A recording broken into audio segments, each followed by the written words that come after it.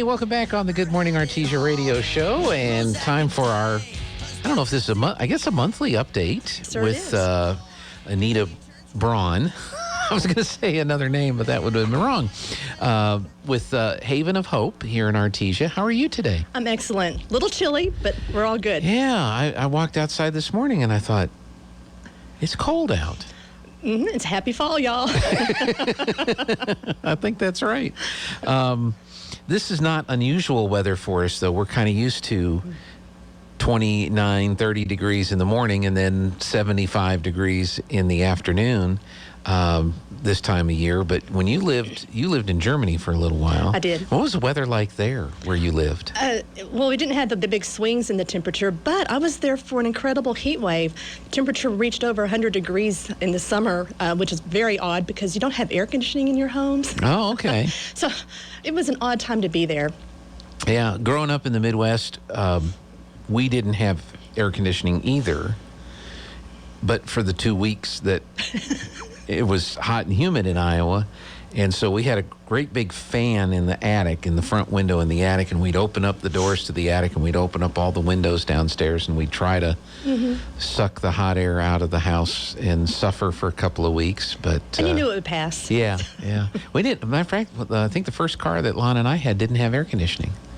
I had a car like that. Yeah, and in Iowa it wasn't a big deal, and then we moved down to Fairhope, Alabama, down on the Gulf Coast. That is a big deal. I wore a sport coat because I had to, because if I drove anywhere to go see anybody, I was sweating like crazy. So I had to put the sport coat on so they wouldn't see me sweat. Never let them see you sweat. Never let them see you sweat. But nowadays, air conditioning is just a common thing around here. You know, the first time I ever encountered a swamp cooler, we didn't have those in the Midwest either. Right. And I think one year we came out, I don't know who we were visiting. It was some relative of a cousin of a nephew of a niece of a acquaintance that lived in Arizona. And for some reason we were out in Arizona briefly. And that's the first time I ever saw a swamp cooler. Huh.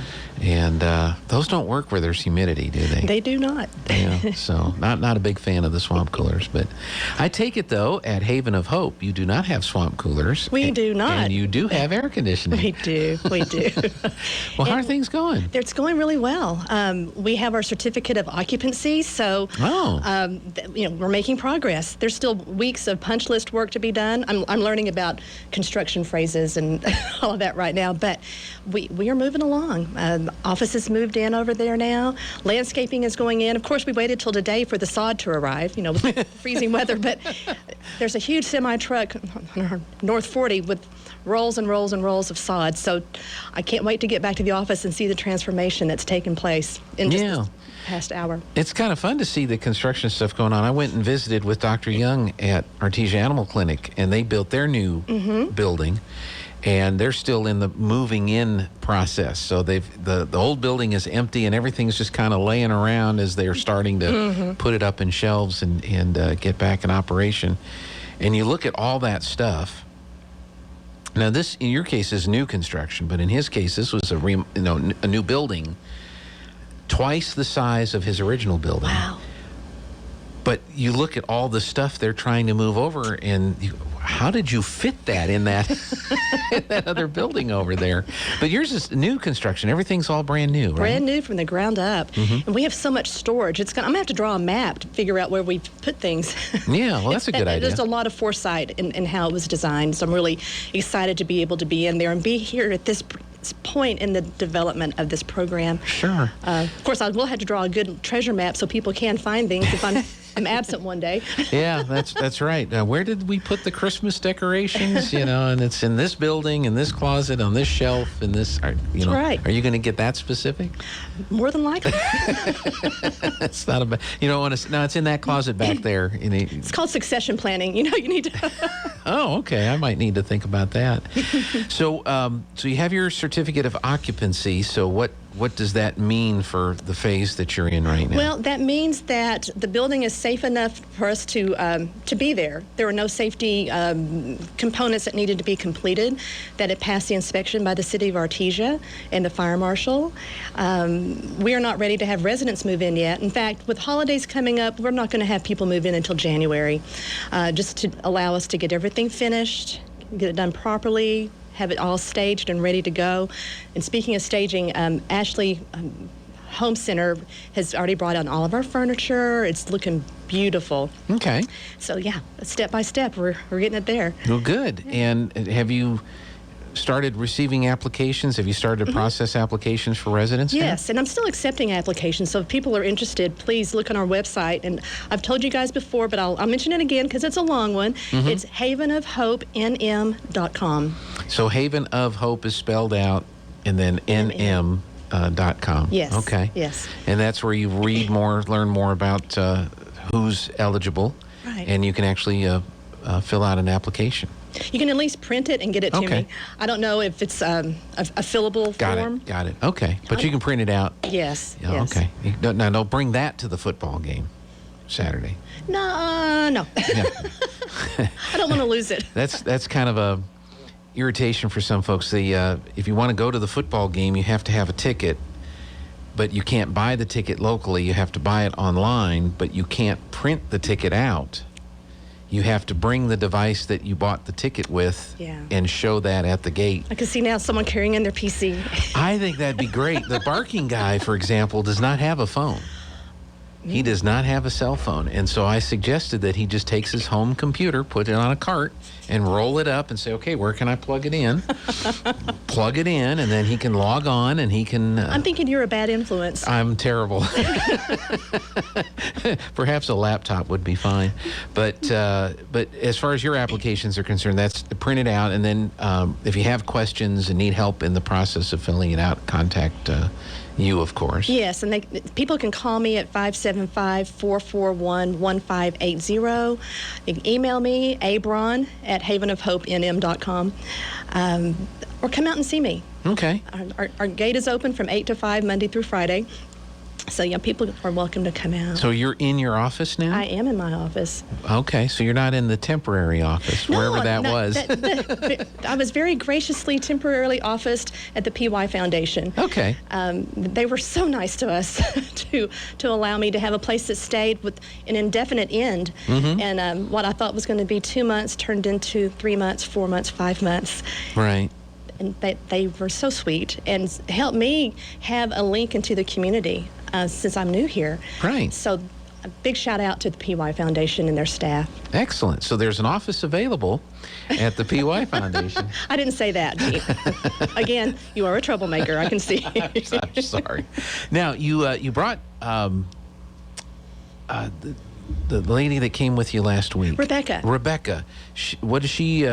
Her title is Family Life Coordinator. Okay. And what she does, she manages our cottage. She'll be mentoring our families, our mothers, working with them on their budgets and when they're making some financial life decisions. The whole 9 yards.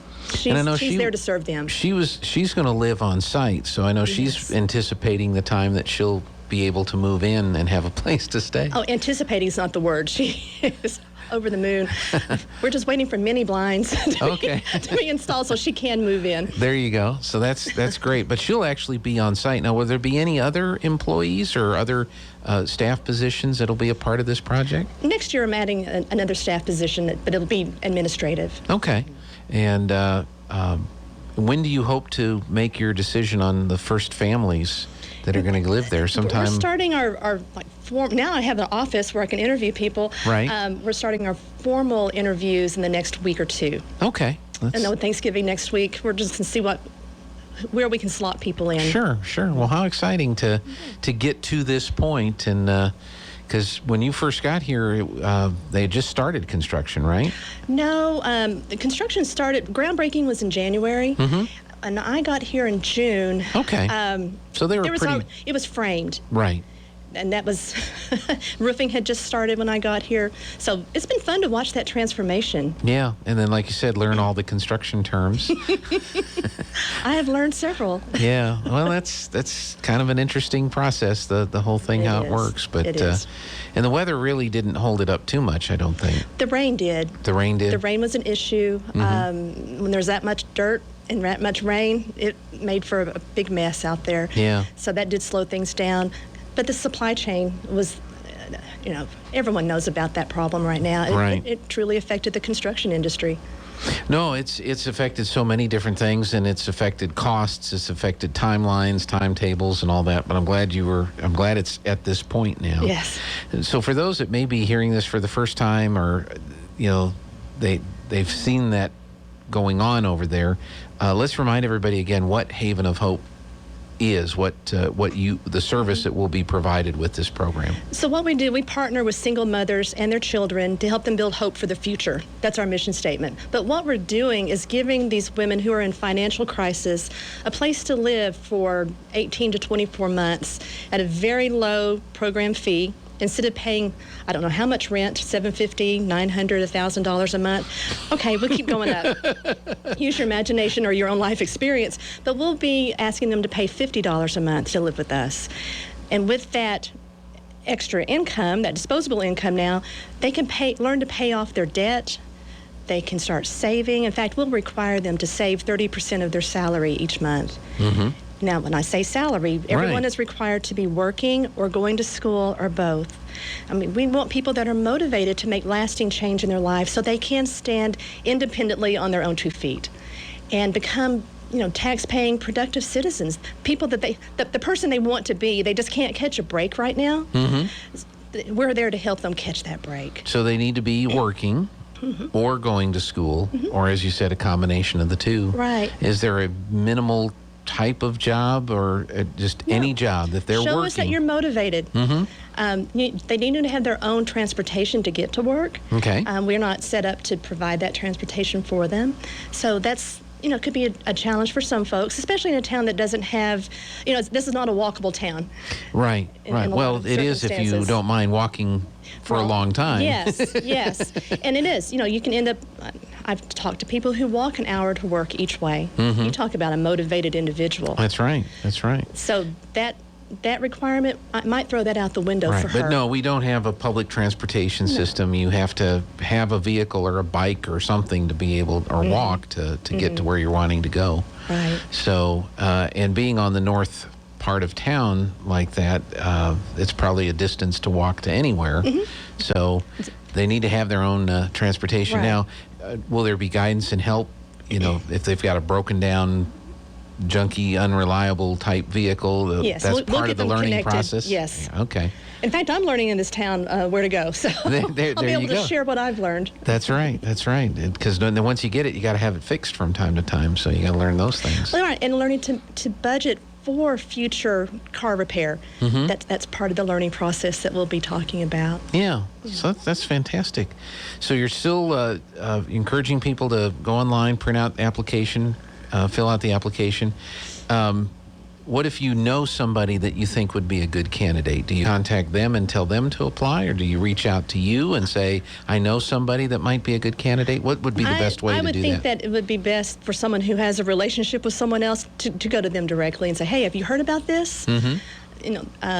In fact, that's how I found Rebecca, mm-hmm. because people that were listening to this radio program heard us talking about the need to have this program and this staff position.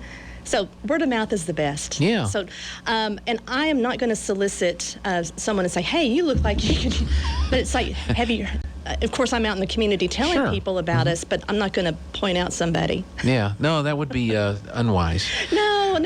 We're more loving and gracious than that. That's right. But if you know somebody that you think would be a great candidate for this program, please share that information. Share that with them, encourage them, mm-hmm. Maybe print out the application and give it to them and say, here, fill out this application, turn this in and see if this is for you, see if this would be helpful. Yeah, because what more loving way to help somebody instead of just giving them money, mm-hmm. Say, hey, here's a place that can help you get where you want to be. Right. Now, the residents, this is the women and their children. Yes. So there's no men involved in these families, right? well, there may be men involved in their families, but they're no longer. They're not living. Yes. They won't be there. As you've gone out and talked to people and met folks, and given your presentation, are there some misconceptions that you hear more often than others? Questions that people ask that say, well, I thought Haven of Hope was this, or I thought this is what you were going to be doing. Are there some common ones that... There definitely is. There is the major misconception is that we are a domestic violence shelter, and we're not, because Artesia already has that. We have Grammy's house. Right. So no, we are all about financial crisis, life skills, getting connected to education, counseling services that might be needed. So yeah, that's the major one, is that we are specifically for victims of domestic violence. No. Now, this may be something that's in someone's background, but that's not why we're here. Right. And as you said, Grammy's house is probably the best known local facility for that. Yes, and there's no reason to have duplication of services. Now, another misconception is that we're a rehab. Absolutely not. We want people who can demonstrate that they've had at least a year of sober living. So, again, I want to make sure that your audience understands that we're not a rehab. Not a rehab, not a domestic violence. No. But what we are is a place of hope. Well, and you can probably understand why people might have that misconception. Absolutely. It's such a new concept. And so if anybody does have questions, please give me a holler, and I'll be happy to visit with you, give you a tour. We won't be touring the facility when residents are in there, but everyone's going to be out of the cottage by 9 o'clock, either at school or at work, so I can give tours. It's just going to be in specific times of the day. Sure. And some areas are family areas, and so you've got to be aware of that as well. But, our families are required to leave their rooms tour-ready every day. Uh-oh. So, yes. They got to make the bed. Yes, they do. Yes, they do. And so do the kids. Yeah. And I've got to give a shout out to the Written in Red Foundation. They responded positively to a grant request that we made to get special bedding for the children called Betties. And they zip up. So the kids can make their beds in about 30 seconds. What? Yes. Where was that when we were young? That's not fair.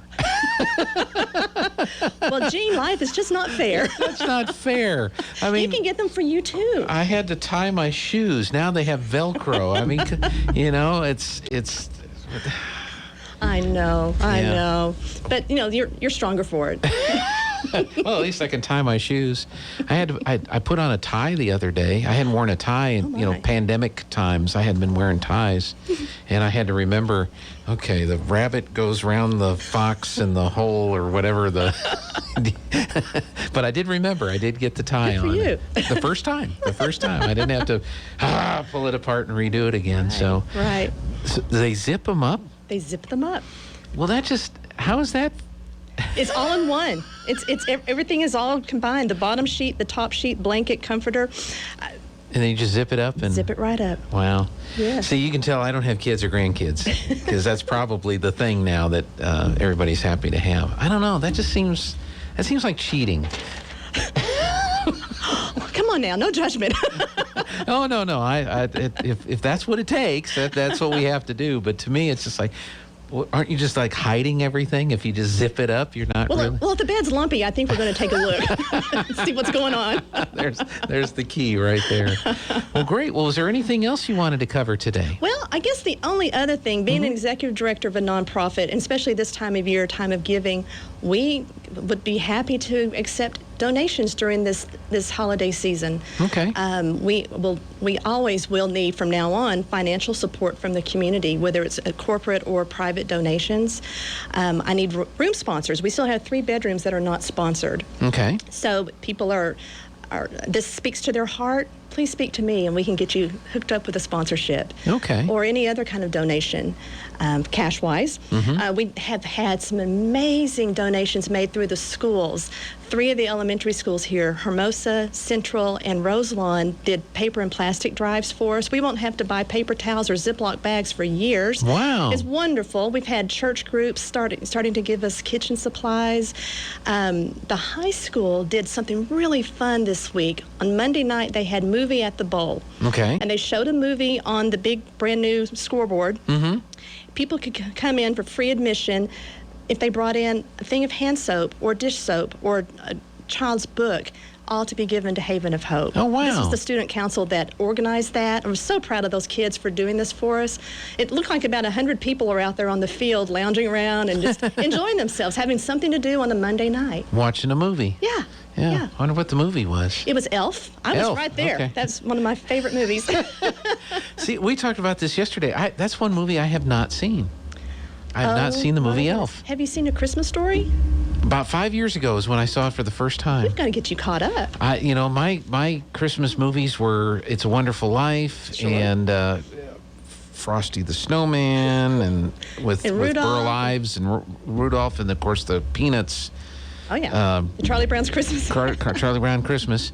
And so I knew there were some newer movies that had come out that, were newer traditions. And again, you can tell I don't have any kids or grandkids, so the Christmas Story was not. I even have an autographed picture of Scut Farkas. No. In the back there. Is his tongue wrapped up? No, it's just his face. It's his angry face. Right after the pole incident? Yeah, but the actor that played that part was a friend of somebody who used to work for us, and they came and visited. And before I'd even seen the stupid movie, I have an autographed picture from, what's his name, Zach Ward. And so I've told that story yesterday, but I had not seen the movie. And you hear the phrases, fragile and the leg lamp and shoot your eye out. Shoot your eye out. And so you hear all those. Those become a part of pop culture, but I had not seen the movie until recently. And so Elf is kind of the same way. It's a very popular movie. People love it. They talk about it all the time. I just have not. I've seen a clip or two from it, but I've not actually seen the movie Elf. And I didn't get invited to that thing on Monday night. Oh, the whole community was invited. They didn't invite me. Probably. Well, I'll let you know next time that something like that comes down the pike, okay? I'm such a troublemaker, you know. That's probably it. That's probably what it was. I missed that. That would have been neat to see on the big screen. Did it look pretty cool? It did. Wow. It did. It's because that's an awesome screen. I did find out that I'm a bit on the old side for sitting on a football field for that long. It was unfortunate, but I had a big reminder of my age. I'll take a lawn chair next time. Take a lawn chair. There you go. Yes. Well, that was neat that they did that, though. It was such a creative idea. Yeah. Like I said, again, so grateful and so proud of the kids for coming up with that idea on their own and helping us. Yeah. It's fantastic. That is great. And so the community really has been stepping up and helping out in so many different ways. Yes, they have. So, well, good. Well, Anita, is there anything else? No, sir. Thank you so much for having me in. I appreciate it. All right. Well, have a good Thanksgiving. Thank you. You too. And are you traveling or hanging around here? Probably heading toward Hobbs. Oh, that's Mom right. And Dad. Your family's over in Yes. Hobbs, America. That's right. Are we the only people that say Hobbs, America, or did the people in Hobbs actually say Hobbs, America? It got started there in the 70s. There was a radio DJ that started that. Wasn't Paul, was it? No, but I think they were maybe affiliated. So I don't know if you ever knew Darwin Morgan, but it was a friend of his. But that might have been now, is before your Darwin time. any relation to Dawn? No, they're not. Just same last name. Because I know Dawn works over there. One of the few female play-by-play announcers in the country. She's pretty awesome. Does a pretty good job. The last time I saw Dawn, she came over to do a softball game over here at Artesia, and I was the unfortunate one to had to tell her that she was sitting in the wrong place. We didn't have labels on the counter, and so she came in and kind of sat over in the corner where I sit. Oh no, Archie Bunker! Someone was in your chair. That was me, and it was me, and everybody knew, and nobody said anything to her, and I had to come in, and everybody's like, she's sitting in our. And so I was the one that had to go tell us, hey, good to see you. Hope you're doing well. You're in my spot. But Donna's so gracious. I'm sure she was. Oh, she did. But I felt bad. And I'm like, y'all knew this. Why, when she's sitting there starting to set up, before she gets everything set up, why didn't you tell her? Oh, well, we didn't think that was our responsibility. So I had to be the meanie. My goodness. But no, she does a fantastic job over there. But she's no relation to the that you're aware of. Wow. No. So, but yeah, Hobbs America. They and then the giant signs that say Hobbs. Aren't they gorgeous? Yes. Well, who came up with that idea? Do you know? I'm not exactly sure who came up with the idea. Yeah. I think I know who paid for it, but I don't. It was pretty impressive.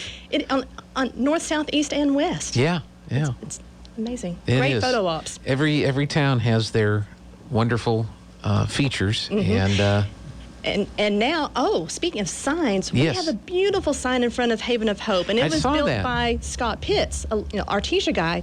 It's gorgeous. It's lit up, so come by at night and take a look at it and see his beautiful work. Okay, good. Yeah. Is that what Scott's doing now? Yeah, well, he did it for us. Well, that's great. That's great. Fantastic. Yes. Well, Anita, thank you so much for your time. We appreciate it, and have a good Thanksgiving. Thank you. You too. Over there in Hobbs, America.